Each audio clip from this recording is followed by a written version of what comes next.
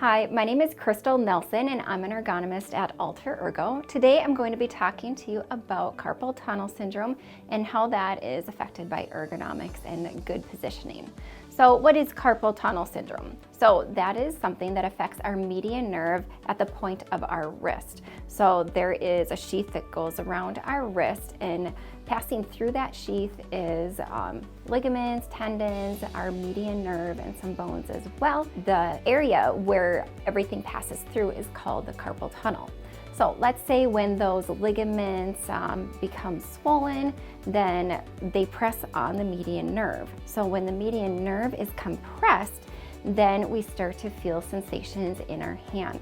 So the median nerve innervates some of the muscles in our thumb, and then it also affects our thumb, our index finger, our middle finger, and then part of our ring finger. So if you are feeling sensations in these parts of your hands and you have carpal tunnel syndrome, that is because that's where the median nerve is traveling to. If you are questioning if you have carpal tunnel, make sure you talk to your physician about this. You can get the proper treatment. If carpal tunnel syndrome does go untreated, there can be more severe effects.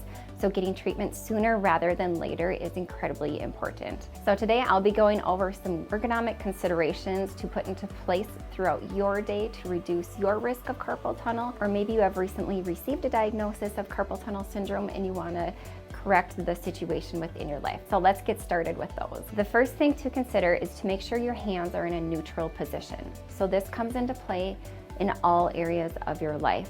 So when you're typing and mousing, you want to keep your hands in that neutral position. So neutral is like holding a cup of water.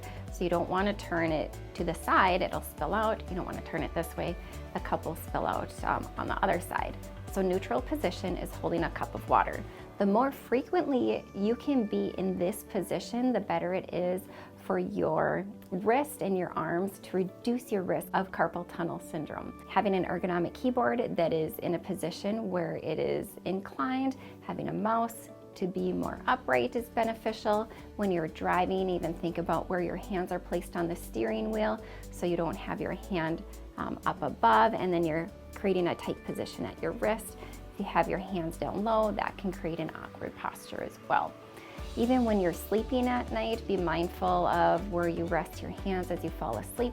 Sometimes people tend to sleep with their hand in a tight fist, and that can create some problems as well.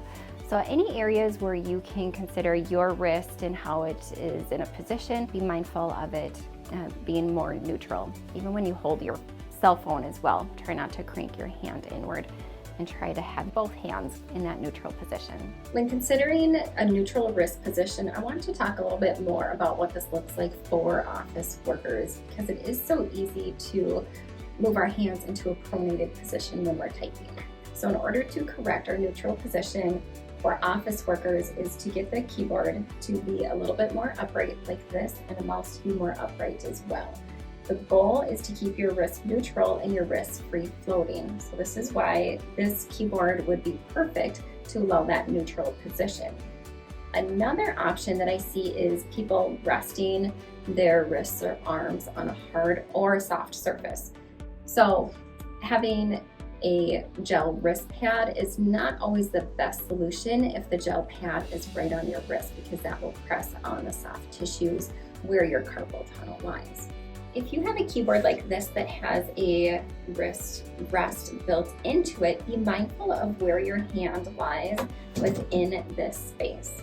So while you're typing, I'm okay if the palm of your hand rests on these soft supportive areas, but for sure avoid resting your wrist on this part of your keyboard. So if you rest your wrist while typing, that causes friction in the tendons and ligaments at your wrist. That causes inflammation. That's what presses on the median nerve. But if you rest the pads of your hand on this part of your keyboard, then that is okay.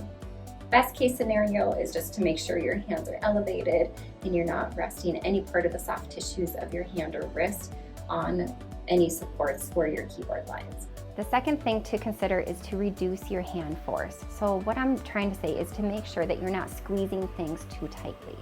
So when you're mousing, you want to make sure that your hand just gently rests on top of your mouse and you're not squeezing your mouse while doing computer work. when you're doing other tasks with your hands, be sure to hold onto items firmly but not too tightly where you're causing more strain within your hand. The third thing to consider is to wear gloves, especially when it's cold. So keeping your hands warm and helping with your circulation is incredibly important to help reduce your risk. There's some great glove technology out there which has anti-vibration technologies incorporated within the glove, and that helps to reduce the vibrations that your hand can feel, especially when you're using some of those power tools that can cause vibrations to go into your upper extremities. So wearing gloves with maybe a gription technology, so you don't have to hold onto your power tool as tightly, plus the anti-vibration technology, so it reduces some of the vibrations that is being emitted into your hands. The fourth thing to consider is to make sure you're doing stretches and taking breaks throughout your workday. Stretches help to keep your muscles strong and flexible and keep your body moving throughout the day. Breaks are helpful because they allow you to take a break from what you're doing and you don't end up doing a repeated motion day in and day out. So take a break, stretch, move about, find something different to do where you can still get the job done, but reduce the amount of time you spend doing one task. And then last but not least is just be mindful of your posture. So if you are in a poor posture where your shoulders maybe come forward and you're crouched down like this, you're compressing a lot of the soft tissues within your body. So if you can bring your shoulders back and down, keep your head up, and then keep your neck in that neutral position, this will help to reduce your risk of so many items, but also including carpal tunnel syndrome. I hope these tips have helped you today. If you have more questions, feel free to check out our other blogs on our website and subscribe to this channel as well. Thank you.